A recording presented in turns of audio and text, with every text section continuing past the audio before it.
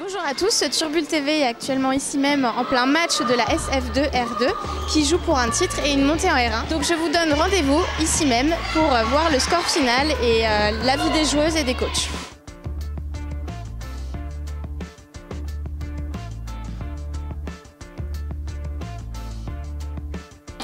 Alors je suis actuellement avec l'équipe féminine U17 F1. Alors vous venez de gagner, vous êtes actuellement invaincus. C'est un exploit, enfin, vous en pensez quoi vous? Très contente, fière de notre équipe et heureuse. D'accord. Tout le long de l'année, vous avez eu des pressentiments, des peurs, quels ressentis Alors en fait, en début d'année, on avait 4 générations dans notre équipe. Donc on ne se connaissait pas entre nous, on découvrait des nouvelles filles, donc c'était un peu compliqué.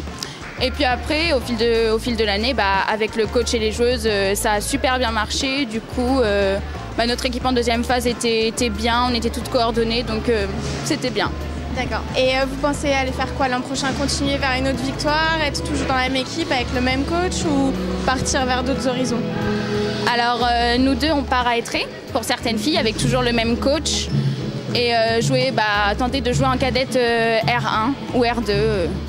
D'accord. Donc vous êtes très satisfaite de votre équipe et très contente. On essaye de garder un maximum de jeux parce qu'on s'entend vraiment bien. Les parents, ils sont vraiment toute l'équipe s'entend bien, que ce soit le coach, les parents, les joueuses, tout le monde s'entend bien.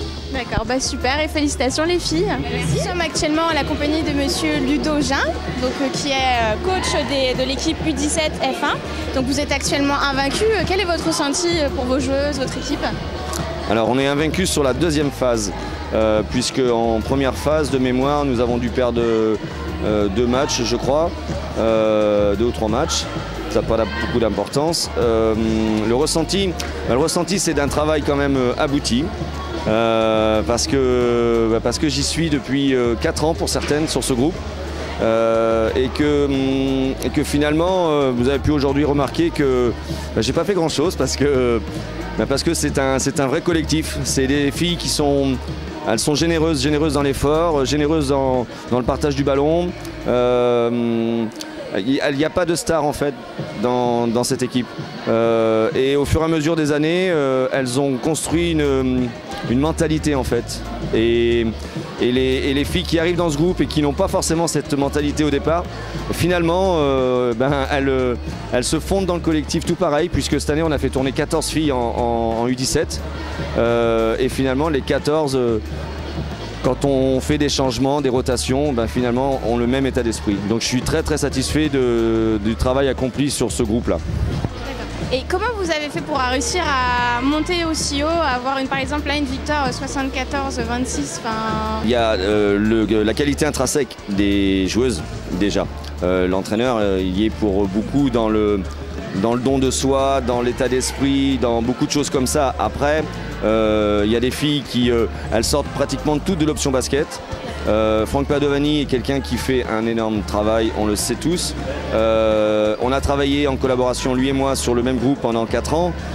Forcément que on peut... Ouais, voilà. Alors, en tout cas, on a le même basket. On n'est pas toujours d'accord, mais en tout cas, on a à peu près le même basket. Et du coup, forcément qu'il y a toujours eu de la continuité. Et puis, les éléments qui ne sont pas accrochés, la nature les a écartés.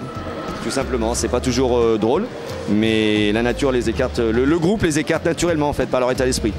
Et vous voulez absolument garder votre équipe l'an prochain ou les emmener ailleurs ou pas? Alors, bonne question. Non, alors pour des problèmes complètement, on va dire, pas extra-sportifs, parce que ça correspond quand même à certains états d'esprit ici. Je crois que la collaboration entre la Jarry et moi arrive à son terme pour l'instant, parce que je suis jarrien, j'habite la Jarry, et voilà, je pense qu'on est arrivé au bout d'une histoire. C'est très compliqué pour moi avec certains dirigeants, donc je crois qu'à un moment donné, il faut avoir la sagesse de dire de leur part comme de la mienne, on arrête la collaboration, on verra ça plus tard avec d'autres peut-être. Voilà. Et quant au groupe, alors oui, c'est du coup un peu dommage parce que moi j'ai bossé pendant 4 ans sur ce groupe-là j'ai toujours dit que j'entraînais des filles pour essayer d'en faire des filles de championnat de France. Alors elles sont pas toutes capables, mais en tout cas c'était mon intention. Je savais qu'en filles, avec Franck, on en parlait il y a 5-6 ans, ça serait facile facile entre guillemets, d'accéder à la N3 avec des vieilles joueuses qui reviennent ou des trucs comme ça. Et nous on formait pour pouvoir remplir les petites cases au fur et à mesure. Bon, ça va pas se passer comme ça en principe parce que j'entraîne les jeunes et il y aura une équipe U18 filles l'année prochaine à Étré et certaines 4 pour pas voilà 4 aujourd'hui pour l'instant se sont déjà engagées sur ce projet-là. Voilà. Et donc vous préférez coacher des équipes filles que des équipes garçons ou peu vous importe? Alors, j'ai coaché en 4 ans la prénate d'Étré en garçon. C'est différent et je manquais un peu d'expérience et du coup ça a été un peu compliqué pour moi mais c'était encore quelque chose qui m'a fait grandir. On grandit tout le temps, on apprend tout le temps quand on est coach et entraîneur. Les jeunes c'est autre chose mais les filles je pense, ouais, je suis assez fan du basket féminin parce que c'est compliqué dans le relationnel parce que des fois ça voilà.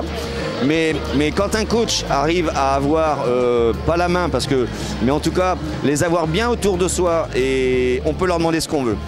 On peut leur demander ce qu'on veut. Et là-dessus, je vais rebondir sur le titre de la grande région la saison dernière, où on enchaîne 2 matchs de suite sans coupure. Hein. C'est 2 vrais matchs.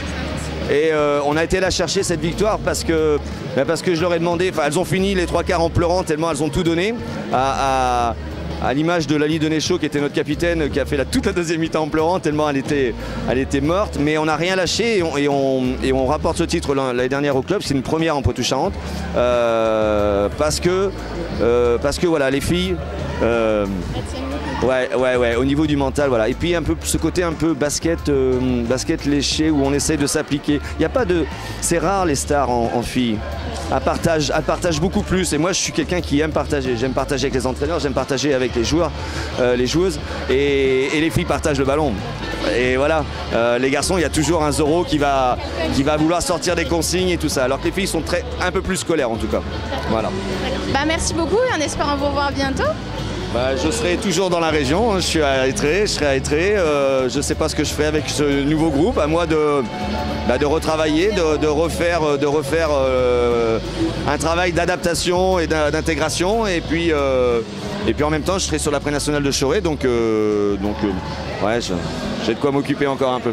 Merci beaucoup, bon courage à vous. Au revoir.